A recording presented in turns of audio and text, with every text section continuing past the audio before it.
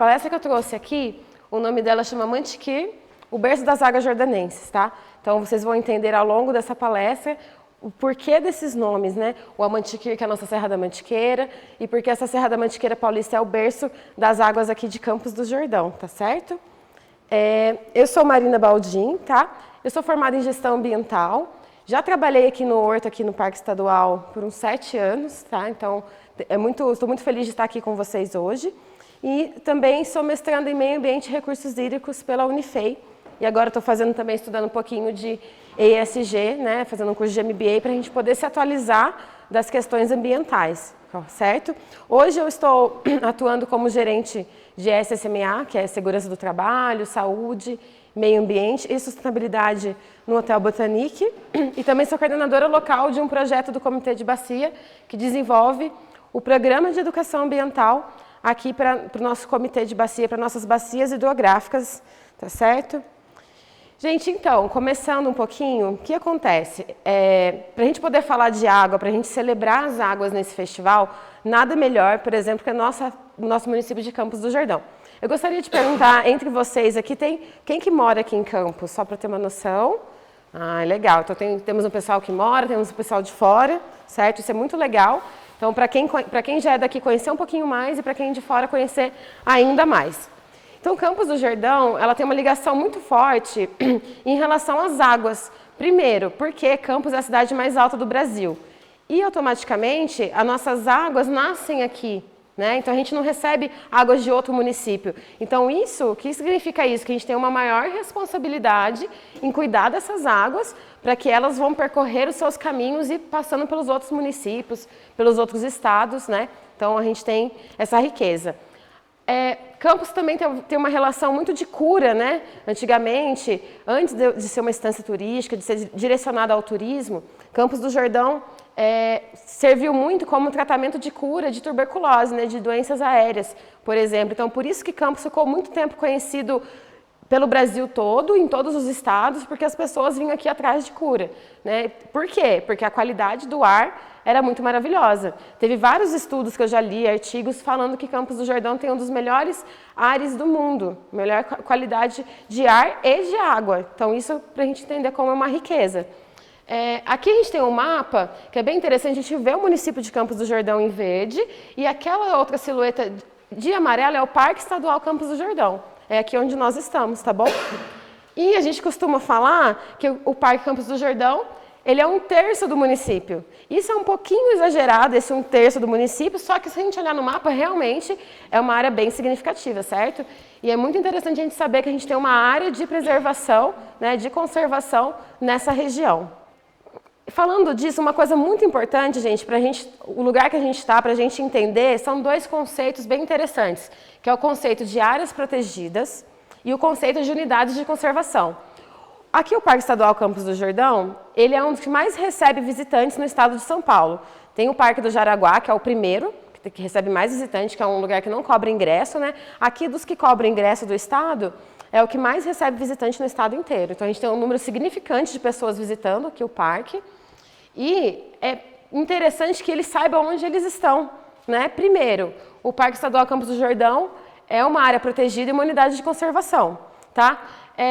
Área protegida é um conceito bem mais abrangente, né? Então a gente tem algumas áreas, de acordo com a nossa legislação também, o Código Florestal, a gente tem alguns tipos de áreas protegidas. Por exemplo, reservas legais são áreas protegidas, alguns parques, reservas ecológicas, diversas áreas, áreas de proteção permanente, por exemplo, que são as áreas nas beiras dos rios, né? Então é um tipo de área protegida. Então é um conceito bem abrangente. Agora o conceito unidades de conservação são áreas protegidas que foram criadas por algum decreto, por alguma força de lei e tem todo um regramento, né? Então a gente tem, por exemplo, a palavra parque, né? Às vezes o pessoal confunde muito, porque a gente tem parque urbano, tem vários tipos de parque. Só que no caso aqui do Parque Estadual Campos do Jordão, ele é uma unidade de conservação criada por um decreto em 1941, inclusive é o primeiro parque estadual do Brasil, então a gente está numa área muito especial, tá? E então tem essa diferença. E essas unidades de conservação, ela tem várias modalidades. Por exemplo, quem conhece a Pedra do Baú?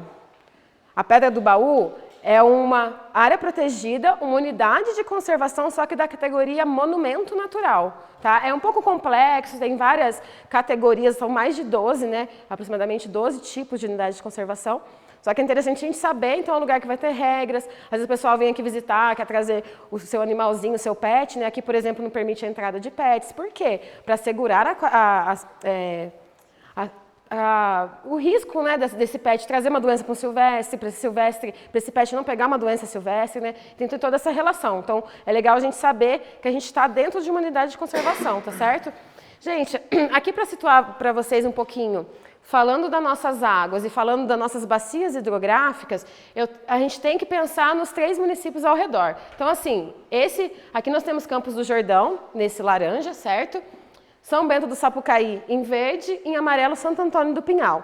Então, aqui na nossa região a gente tem um comitê de gerenciamento das bacias hidrográficas da Serra da Mantiqueira. Tá? Então a gente não tem uma bacia apenas, nós temos 2 principais bacias hidrográficas, uma que se concentra em Campos do Jordão, que é a bacia do rio Sapucaí-Iguaçu, e a outra que é mais concentrada em São Bento e Santo Antônio, que é a bacia do Sapucaí-Mirim, que a gente vai ver um pouquinho mais à frente alguns detalhes. Falando também em unidades de conservação, é importante a gente saber que Campos do Jordão inteiro é um outro tipo de unidade de conservação, que é uma APA, Área de Proteção Ambiental. Essa unidade de conservação ela foi criada em 1984 e isso tem uma importância muito fundamental. Por exemplo, a gente chega aqui em Campos do Jordão pensando no município, certo? E você vê que é uma área muito verde, poxa, muito preservado. Por quê? Porque a legislação da APA ela nos impõe ter mais áreas protegidas. Por exemplo, nos municípios brasileiros tradicionais, a gente tem a área protegida reserva legal, certo? Que são em áreas rurais. Se eu tenho um sítio, se eu estou numa área rural, eu tenho que preservar X% de mata. Agora, quando a gente está dentro de uma APA, essa APA ela traz que a gente tem uma porcentagem de mata dentro da cidade. Então, por isso que a gente chega em Campos do Jordão e vê uma cidade bem verde, tem esse impacto da APA. E a APA também ela acaba segurando algum tipo de indústrias, né? Tem indústrias muito poluentes, então em Campos do Jordão não é permitido. A gente tem indústrias de água, indústrias de chocolate, que são de cerveja também, que são indústrias menos impactantes. Então, isso é muito importante para a gente. Aí, gente, falando um pouquinho aqui mais do lugar que a gente está, que é o Parque Estadual Campos do Jordão. Aqui temos de novo o mapa, a silhueta do parque dentro do município, dentro da nossa região. Essa área ela tem 8.341 hectares, tá? E, como eu disse para vocês, é o primeiro parque do estado de São Paulo. Então, é uma área muito interessante, que ela foi protegida não foi à toa, por ter alguns atributos ambientais, por ser hoje a gente chama de produtor de água, né? Então, você imagina todo esse território com uma área protegida e com água limpa ali. É muito importante isso. Trazer um pouquinho para vocês também um resumo rápido, né, que esse parque também tem muita história. Então, antes de ser um parque, né, ele era fazenda da guarda, ele tem muita cultura da madeira, né, das serrarias, né. Por exemplo, essas serrarias elas foram construídas em 1926, é próximo ali ao estacionamento onde vocês pararam, e tem todo um histórico com o desenvolvimento do estado de São Paulo também. Aí, ao longo do tempo, né, a preservação ambiental foi ganhando um pouco mais de espaço e a gente conseguiu, isso foi ficando um pouco mais para a história, né. Gente, uma coisa que a gente vai ver na trilha, muito legal da gente observar, eu queria mostrar aqui para vocês antes da gente sair, que são as fitofisionomias vegetais que nós temos aqui no parque, tá certo? Então, primeiro, a gente tem essa fisionomia dos campos de altitude, que são campos baixos. Esses campos de altitude, as pessoas às vezes olham de longe, a gente vai observar eles, vamos passar por eles, e às vezes acham que são pastagens, que são coisas que não têm uma biodiversidade, e isso é muito diferente da realidade. Aqui no parque a gente sabe que os campos de altitude têm cerca de 456 espécies de plantas diferentes. E a gente tem diversas plantas que são muito medicinais, né? A macela. E esses campos eles têm uma importância fundamental para as águas, tá? Então, quando chove, quando vai infiltrar no solo essa água da chuva para abastecer nossas nascentes, abastecer nossos rios, essa área é muito importante, tá? Então, aí, se a gente pensar na cidade, as pessoas constroem casas, né, no topo desses morros, então elas estão impermeabilizando esses solos e estão impedindo que essa água seja infiltrada e abasteça os nossos rios e as nossas nascentes. Então, é uma área muito importante, que a fauna precisa dela e etc. Aqui nós temos o segundo fitofisionomia, que é a floresta de araucária. A floresta de araucária, o nome dela é Floresta Ombrófila Mista, depois eu vou falar um pouquinho mais para vocês. É uma floresta que foi um dos maiores motivos da gente deles estarem criando o parque para proteger essa floresta, que ela é muito, infelizmente, ela está bem devastada hoje. E a gente tem as florestas nebulares, né? As florestas nebulares, elas são florestas a partir de 1.800 metros, então ela já precisa de uma altitude bem específica. Ela já não tem também araucária, que a araucária ela vai até 1.800 mais ou menos. E são áreas muito importantes que têm toda uma relação com as águas, né? Porque a gente tem que lembrar que as águas, às vezes, ela não está só nesse estado líquido, ela está no estado gasoso, no estado sólido. Então, aqui a gente tem montanhas e florestas que estão sempre ligadas às nuvens, né? A essa atmosfera que traz essa água de uma outra forma, né? Então, isso é muito interessante. Gente, pensando um pouquinho nessas vegetações que eu trouxe para vocês, a gente tem aqui o uso público. Esse é um conceito de unidade de conservação, especificamente de parques, que é a área de visitação que nós estamos aqui, certo? Aqui tem uma imagem bem bonita aqui do lago ali de cima, porém, o que eu queria chamar a atenção para vocês são essas espécies que estão vermelhas, né? Essas espécies, eu sei que o pessoal admira, acha bonito, só que assim, são espécies de fora. Então, essas espécies, a gente tem uma biodiversidade tão rica que a gente não tem necessidade de trazer espécies de fora. Então, foi uma coisa histórica que já aconteceu, né? Então, hoje a gente tem um bosque aqui bem significativo de espécies que foram trazidas ao longo do tempo, porém, é importante a gente saber que elas não são nossas e elas podem desequilibrar o nosso meio ambiente, né? E a gente tem que pensar sempre que tudo está interligado, gente. Igual a questão do corpo e mente, né? Tá tudo junto. A floresta, a água, a fauna, é todo um ciclo que um depende do outro. Então, se a gente tem um déficit de água, a gente vai prejudicar a floresta e assim por diante, tá? Então, essas espécies, elas acabam deixando as nativas um pouco de lado, né? A gente acaba não vendo, não apreciando, não conhecendo e também com várias outras questões que prejudicam as nossas águas e a nossa floresta nativa. Falando um pouquinho mais da floresta de araucárias, que é a floresta ombrófila mista.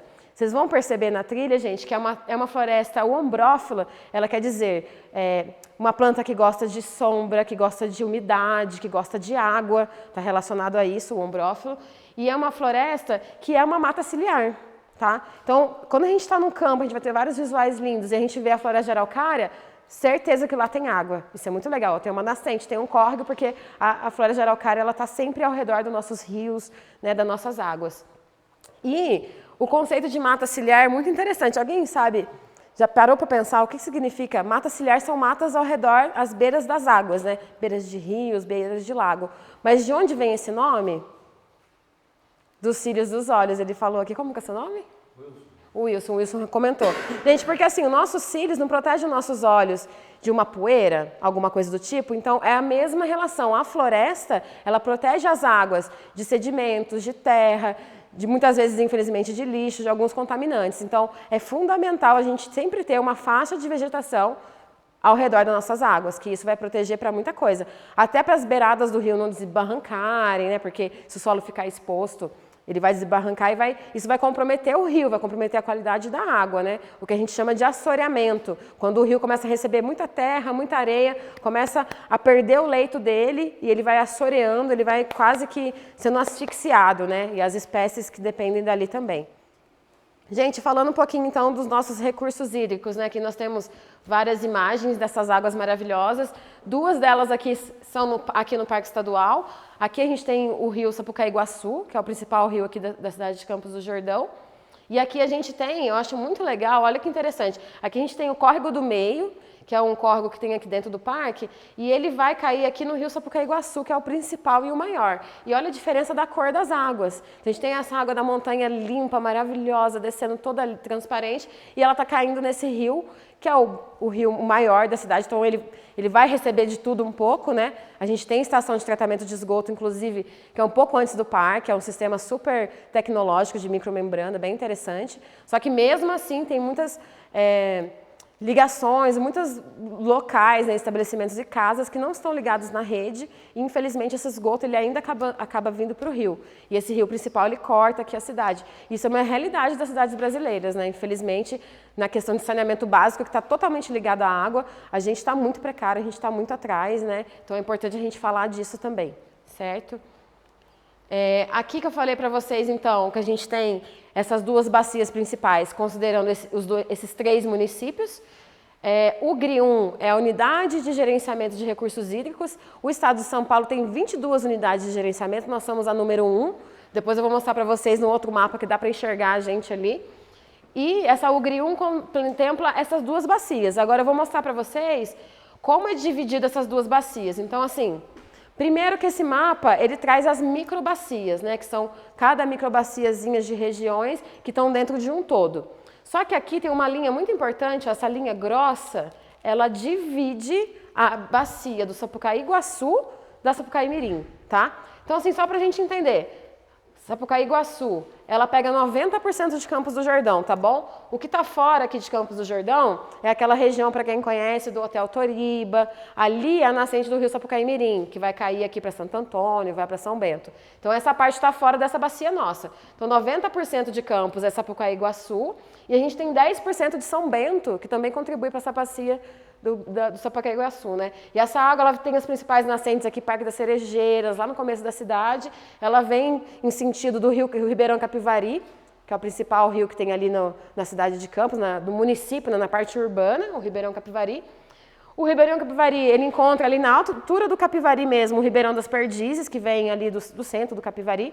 No Cavalo, para quem conhece a estátua ali do Cavalo, ele se junta e começa o rio Sapucaí-Iguaçu ali, a partir dali, certo?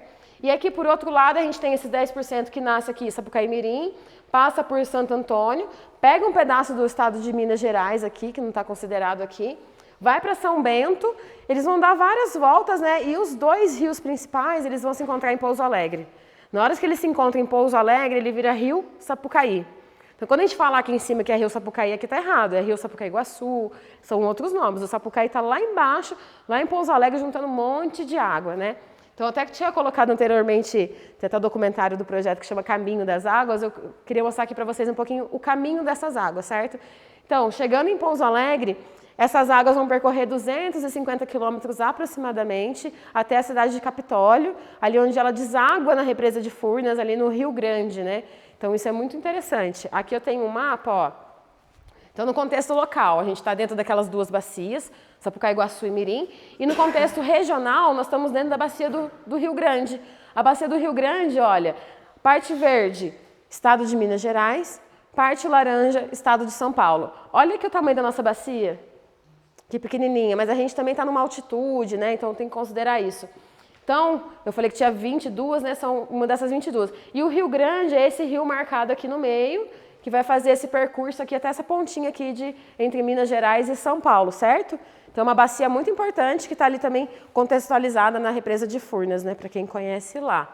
Depois, gente, esses caminhos, ó, a bacia do Rio Grande está aqui, ó, essa daqui.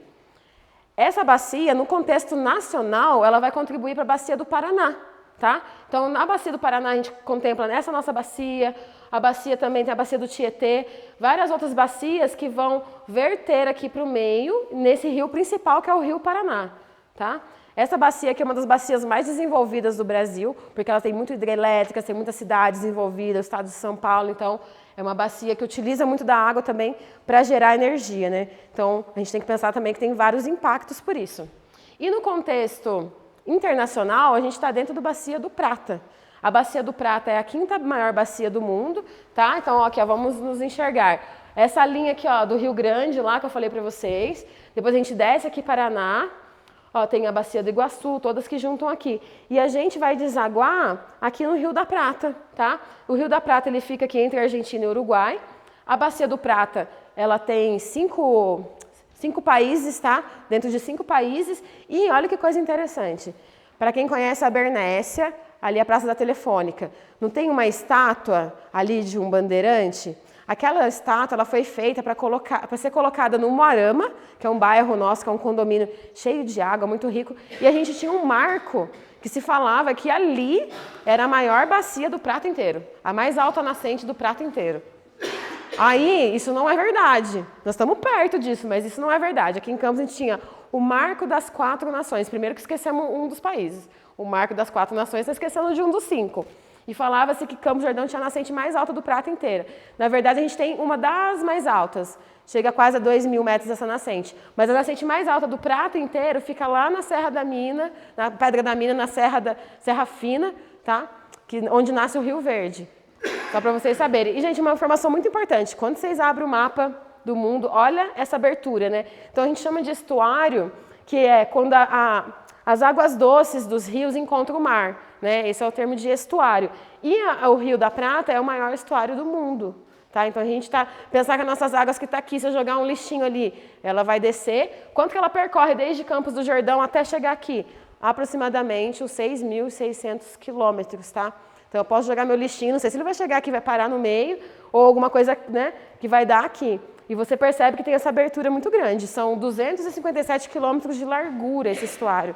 É muito grande, é o maior do mundo. Gente, o porquê também do nome desse documentário, né? Desculpa, da palestra. Tem um documentário no YouTube que eu fiz, que é o Amantequer, o berço das águas jordanenses. Eu trago um pouquinho mais sobre esses detalhes, sobre as águas, os rios, os povos originários que tinham aqui, né? Aqui a gente tem uma cabaça, né, de uma espécie muito interessante que é a sapucaia. A sapucaia, ela inspirou esse nome Sapucaí aqui na nossa região, no sul de Minas, entre vários outros lugares. E ela é uma árvore brasileira, ela possui uma castanha que está dentro dessa cabaça, que eu ainda não tive o prazer de provar, mas gostaria muito. E ela é muito linda e muito interessante, que é uma árvore com a folha rosa. Ela não é verde, a folha da árvore é rosa. Então ela é muito bonita. A gente tem uma espécie da Mata Atlântica, que é aqui da nossa região, e uma espécie da Amazônia. Só que aqui em Campos do Jordão não tem essa espécie, tá, gente? Ela vai ter mais para baixo, em outras regiões, mas ela inspirou o nome, tá certo? Então, para quem tiver curiosidade de pesquisar depois. E a Mantiqueira, gente, a Mantiqueira é nada mais, nada menos do que Serra da Mantiqueira, em Tupi, tá bom? E a gente tem a lenda da Mantiqueira que eu vou estar contando para vocês ao longo da trilha. Aqui tem um trechinho do trailer desse documentário, só para inspirar vocês. Opa, foi?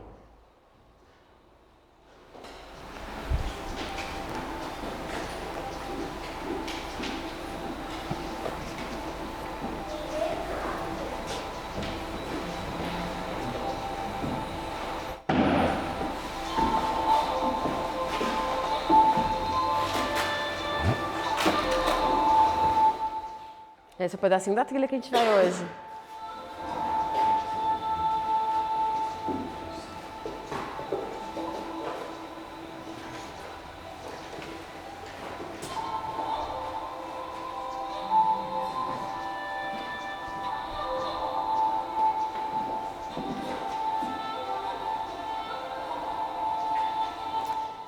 Aí quem quiser depois um link ou procurar no YouTube tem lá, tá bom, gente? Só para inspirar vocês.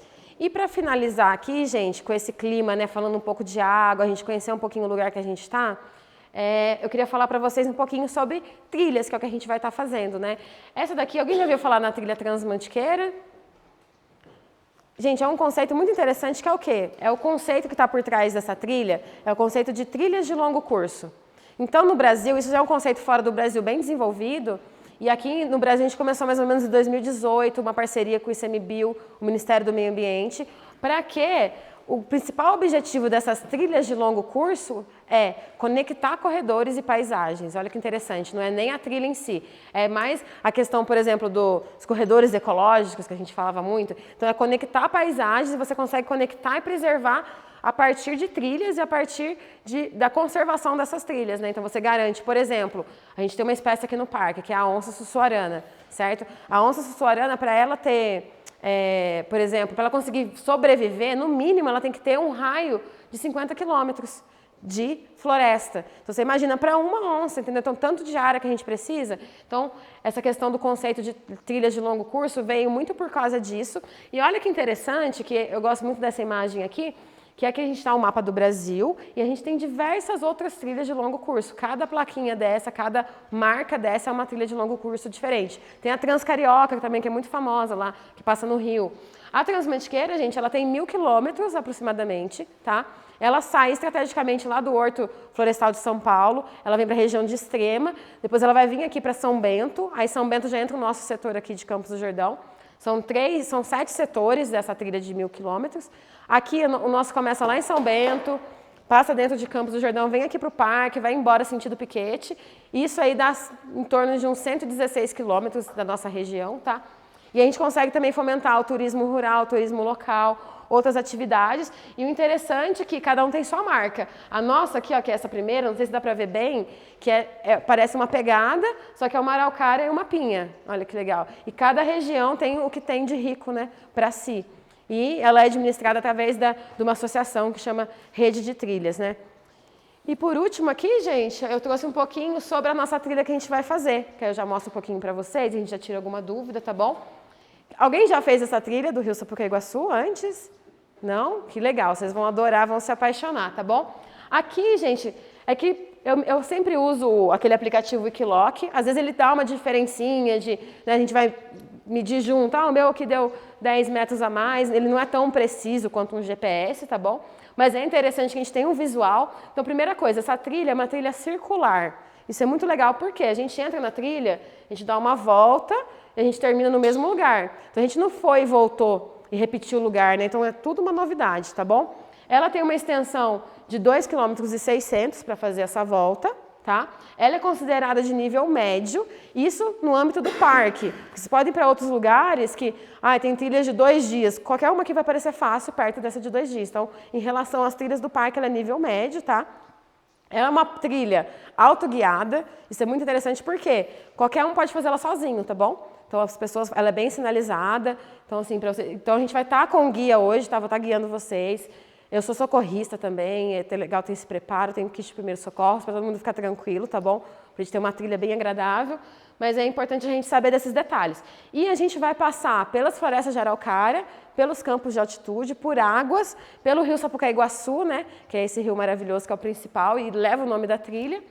E a gente tem essa diferença de altitude, né? Que ao longo a gente sobe um pouquinho, depois a gente desce, mas é uma trilha bem tranquila, tá bom? Então, gente, era isso que eu queria dizer um pouquinho para vocês agora, né, nessa palestra. E vocês ficam à vontade para fazer perguntas. Ao longo da nossa trilha também a gente vai conversando, vai tirando dúvidas e vendo as coisas na prática, né? Falar um pouquinho, conhecer um pouquinho mais da nossa araucária ali na prática e do nosso rio Sapucaí-Iguaçu, tá bem? Muito obrigada, viu, gente?